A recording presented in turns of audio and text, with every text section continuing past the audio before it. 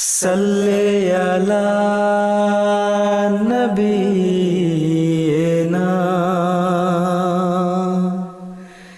صلی علی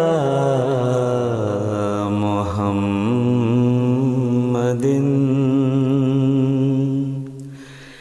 صلی علی نبینا صلی علی محمد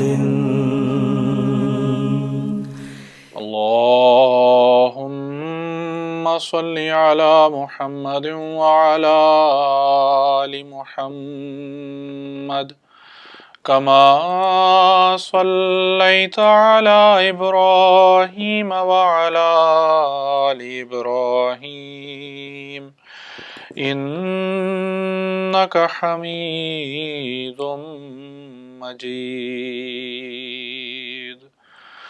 اللهم بارك على محمد وعلى آل محمد كما باركت على إبراهيم وعلى آل إبراهيم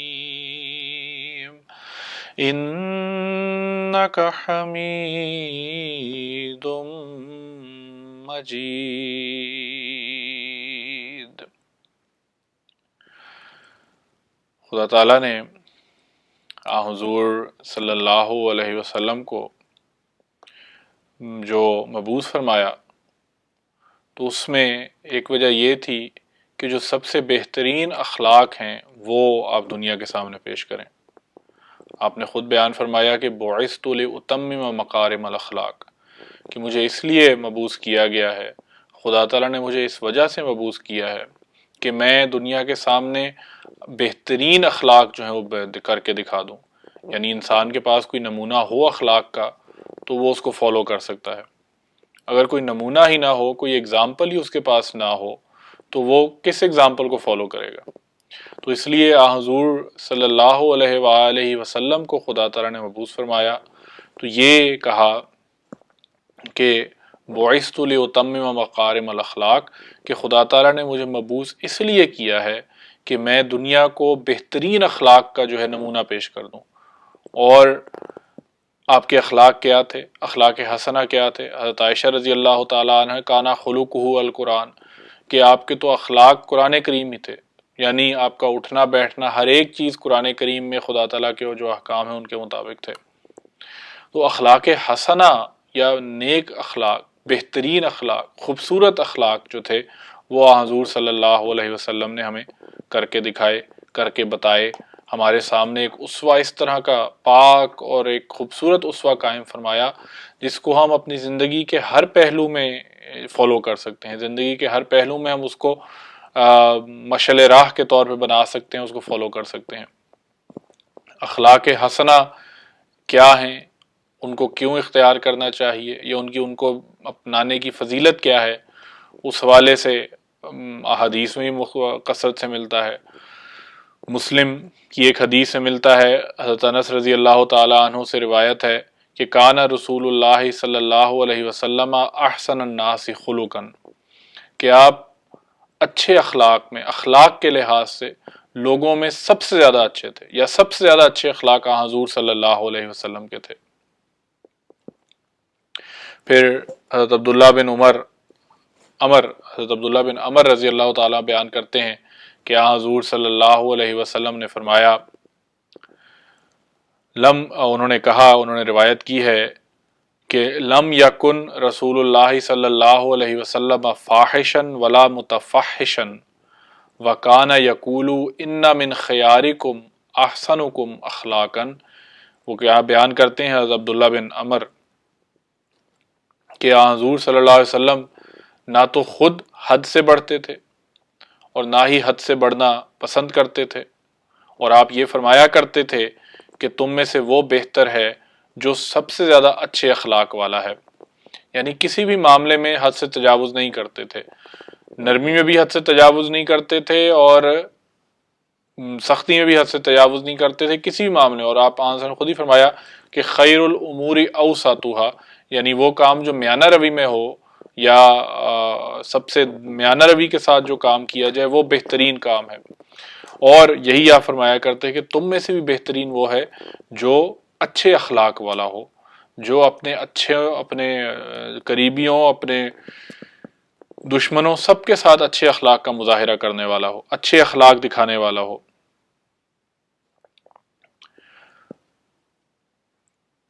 پھر حضور صلی اللہ علیہ وسلم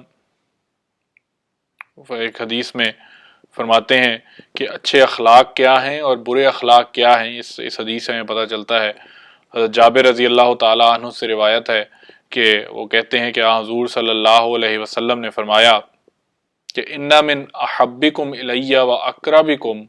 منی مجلسا یوم القیامت احاسنکم اخلاقا، یعنی قیامت کے دن میرے سب سے زیادہ قریب اور سب سے زیادہ مجھے محبوب وہ لوگ ہوں گے جو سب سے زیادہ اچھے اخلاق والے ہوں گے۔ اور فرمایا وَإِنَّ مِنْ أَبْغَضِكُمْ إِلَيَّ وَأَبْعَدِكُمْ مِنِّي يَوْمَ الْقِيَامَةِ، اور وہ لوگ جو مجھے سب سے زیادہ ناپسند ہوں گے یا یہ سب سے زیادہ میں مبغوض ہوں گا اور مجھ سے زیادہ دور ہوں گے، وہ یہ ہیں کہ ان کی آگے مثال آپ نے فرمائی کہ السرسارون والمتشدقون والمتفیہقون۔ سرسار یعنی منہ پھٹ بڑھ بڑھ کر باتیں بنانے والے ہیں،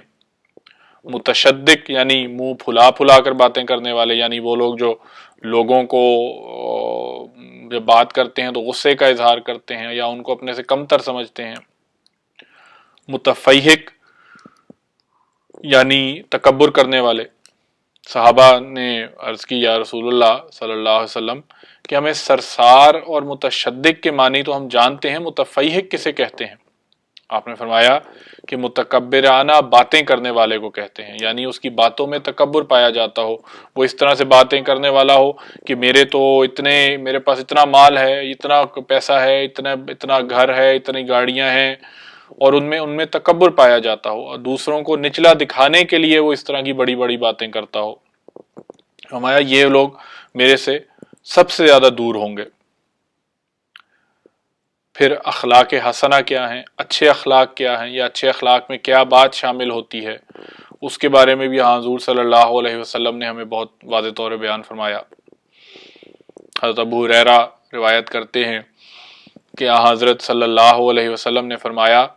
کن ورعن تکن اعبد الناس، کن ورعن متقی بن جاؤ،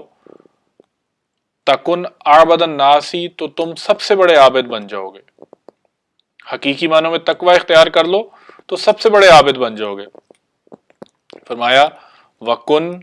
قانعا، اور قناعت کرنے والے بن جاؤ، عاجزی انکساری اختیار کرنے والے بن جاؤ، تکن اشکر الناس، تو تم سب سے زیادہ شکر گزار بن جاؤ گے، لوگوں میں سب سے زیادہ شکر گزاری کرنے والے سمجھے جاؤ گے،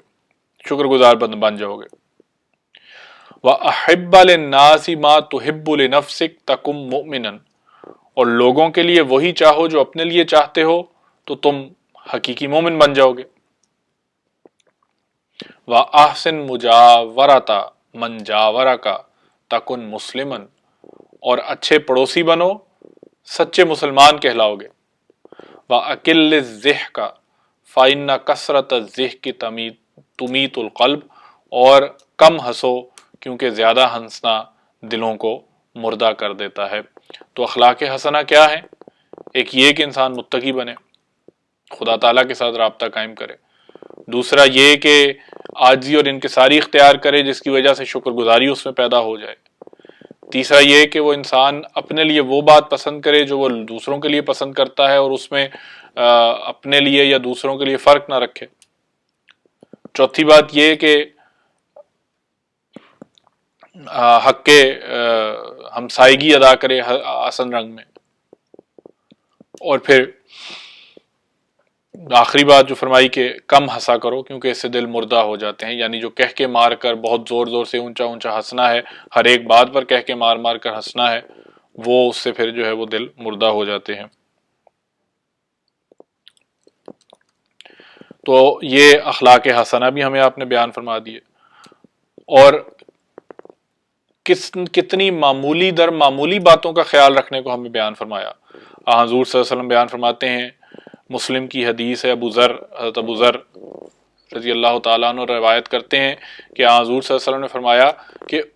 اُرِدَتْ عَلَيَّ اعمال امتی حسنها و سیئها، یعنی میرے سامنے میری امت کے اعمال پیش کیے گئے، یا اچھے بھی اور برے بھی، دونوں اعمال جو ہے میری امت کے پیش کیے گئے۔ فرمایا کہ فوجدت فی محاسن اعمالها، تو میں نے اچھے اعمال میں ایک یہ عمل بھی پایا، یا ایک یہ عمل بھی ان میں شامل تھا، اور وہ یہ تھا کہ الاذی یماط عن الطریق،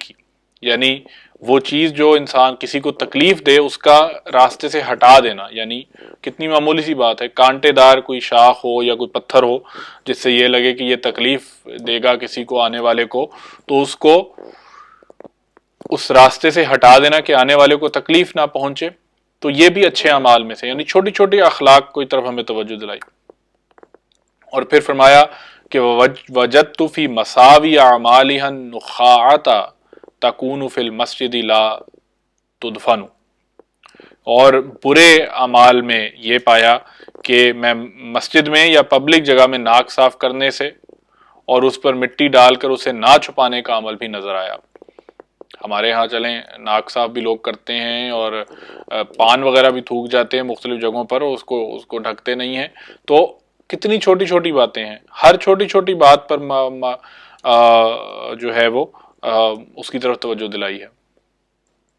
پھر آخری بات جو اخلاق حسنہ کی طرف آپ نے توجہ دلائی، آپ نے فرمایا کہ من حسن اسلام المرء ترکہ ما لا یعنیہ، کہ ایک مسلم، ایک انسان کے اسلام کا ایک حسن یہ بھی ہے کہ وہ لا یعنی بیکار اور فضول باتوں کو چھوڑ دے، یعنی ایسی باتوں کی طرف توجہ ہی نہ دے جس سے اس کا تعلق نہیں ہے، یا فضول باتوں کو چھوڑ دے، لغو اور بیکار باتوں کو چھوڑ دے۔ تو بہرحال اخلاق حسنہ اپنانا یا اخلاق حسنہ حاصل کرنا یا ان کو حاصل کرنے کی کوشش کرنا، یہ وہ اسوہ ہے جو حضور صلی اللہ علیہ وسلم کی زندگی سے ہمیں ملتا ہے، اور اس اسوہ پر ہی ہم چل کے خدا تعالیٰ کو پا سکتے ہیں، اس اسوہ پر ہی عمل کر کے ہم خدا تعالیٰ کو پا سکتے ہیں۔ تو اخلاق حسنہ میں ہر چھوٹا چھوٹا اخلاق خلق شامل ہے، جو کہ جس کے ذریعے سے ہم یا تو کسی کا فائدہ کر سکتے ہیں، یا کسی کے لیے جو ہے بھلا کر سکتے ہیں، یا خدا تعالیٰ کے ساتھ اپنا تعلق بڑھا سکتے ہیں، خدا تعالیٰ کے ساتھ جو ہے وہ اپنا رشتہ مزید مضبوط کر سکتے ہیں۔ تو اس لیے ہر ایک عمل کو، کسی بھی عمل کو چھوٹا نہیں سمجھنا چاہیے، کسی بھی عمل کو جو ہے وہ یہ کہہ کر نہیں چھوڑ دینا چاہیے کہ تو معمولی ہے، اس کا کیا اجر ہوگا۔ انسان جو کام بھی کسی اور کی بہتری کے لیے کرتا ہے خدا تعالیٰ اس کا اجر دیتا ہے، یہاں تک کہ وہ اگر کوئی کانٹے دار شاخ ہو یا کوئی ایسی چیز ہو جو راستے میں تکلیف دہ ہو، اس کو بھی ہٹا دیتا ہے اس نیت سے کہ یہ کسی اور کو تکلیف نہ پہنچا دے، تو وہ بھی، اس کا اجر بھی خدا تعالیٰ جو ہے وہ اپنی جناب سے اس کو دیتا ہے۔ تو اخلاق حسنہ ہمیں اختیار کرنے کی کوشش کرنی چاہیے، اور پھر ان پر جو ہے وہ ہمیشہ جاری رہنے کے لیے، ان پر ہمیشہ قائم رہنے کے لیے کوشش کرنی چاہیے۔ اللہ تعالیٰ ہمیں اس اسوہ حسنہ پر عمل کرنے کی توفیق عطا فرمائے۔ اللہم صلی علی محمد وعلی آل محمد وبارک وسلم انک حمید مجید۔